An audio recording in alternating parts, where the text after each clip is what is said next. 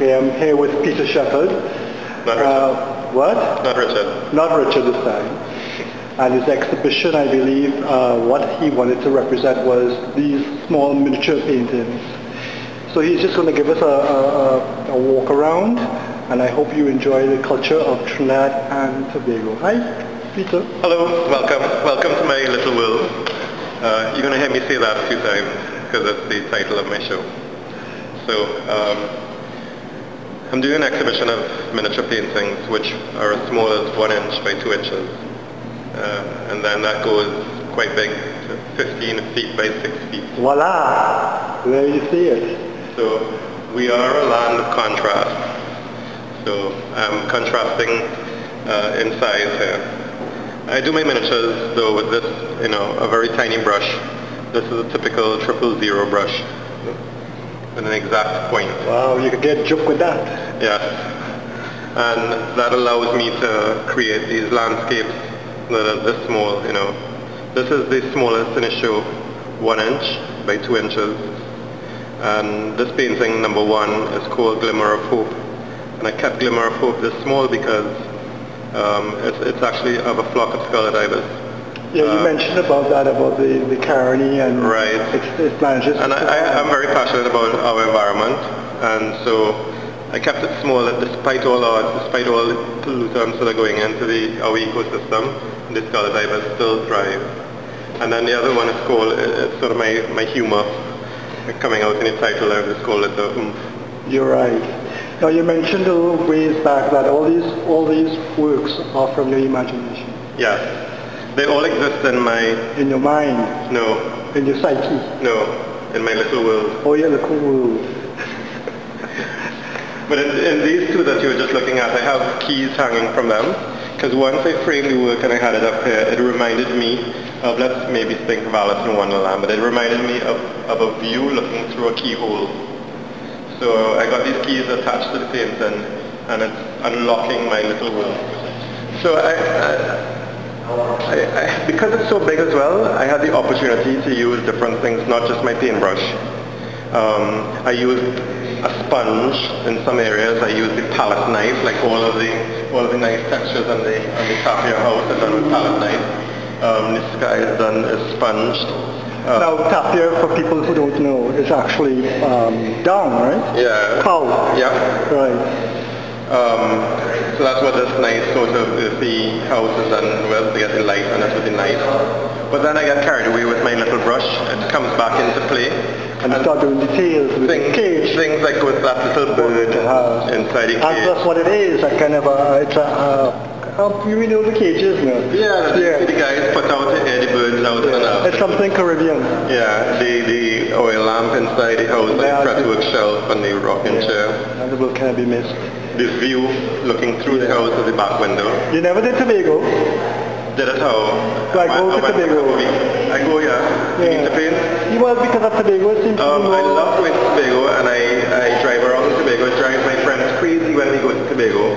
Now they all want to sit down in the villa, and I want to go Castara, and I want to go Charlottesville, and I want to go all these places. I love Tobago. Because Tobago for me is a moving, it's just a source of inspiration. I think Trinidad doesn't respect that country.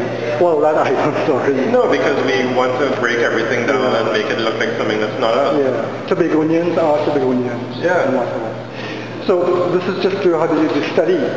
Yeah, this is just a slideshow of stills that I took when I was painting, when I was producing the painting. You would see that there was a pui tree in the middle of the painting. Oh shoot, that sounds like a kind of a Lajabless kind of thing. Well, it was very vibrant, and it was perhaps too loud, and the harmony didn't work for me, as well as the divided the painting and having a left side and a right side. Where was this actually painted? Oh, you did it there? Yeah, I rented here, the outside of the building, as my studio space in July, because I needed a big space to work.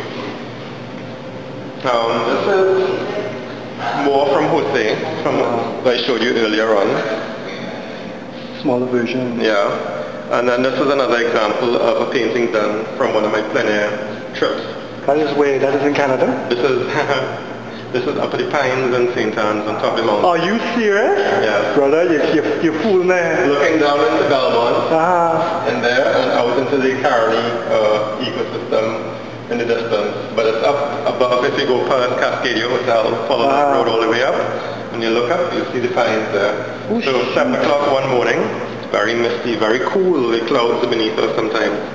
But this was done on location there, so that's why again it's not as detailed as my work is, because I really want you to feel the coolness and the calmness of the location. And then you come back to the typical thing. Yeah. You would assume seeing something that's kind of... No, but you know, I look at the show has been very successful. Yeah, it did well on Tuesday night. Tuesday night was a very exciting night. I had DJ Android was playing some sort of background music that gave the room a nice vibe, and the room was full of people that came to see the miniature work. And buyers. And buyers. Most important. Yeah. People fail to realize that.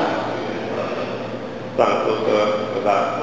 When I put together a collection of paintings, I would try and throw something in to break up,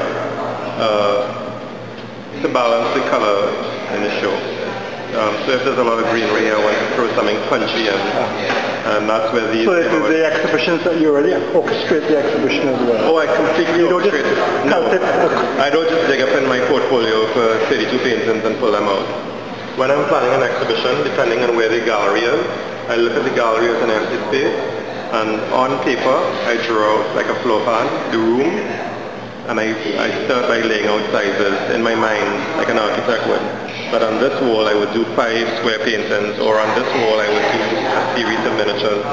So that's how I come about. And I knew that when I came here to 101, that on that back wall, which is a very commanding wall, that I wanted to do a really big painting.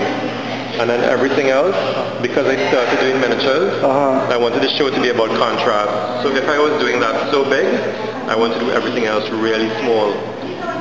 And then it was a lot of green. So I had to find punchy colors, and I had done a workshop in Barbados earlier this year where I dealt with altered surfaces. So, well, that's just acrylic, and when you just... This is just acrylic. I didn't really distress it as much as I would have gone to because of time constraints, but I'm getting there.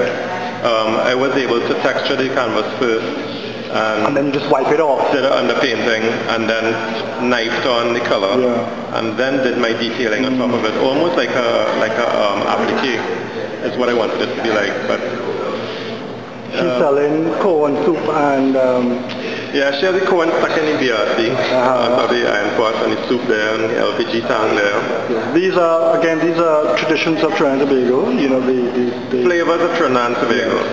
This is another one here that we see, the Snowcone Man. I think the title of this is Snowcone with Milk, Please. Oh Lord. But these are vendors, you know, small island called Trinidad and Tobago. And what is a Saturday morning without going for a double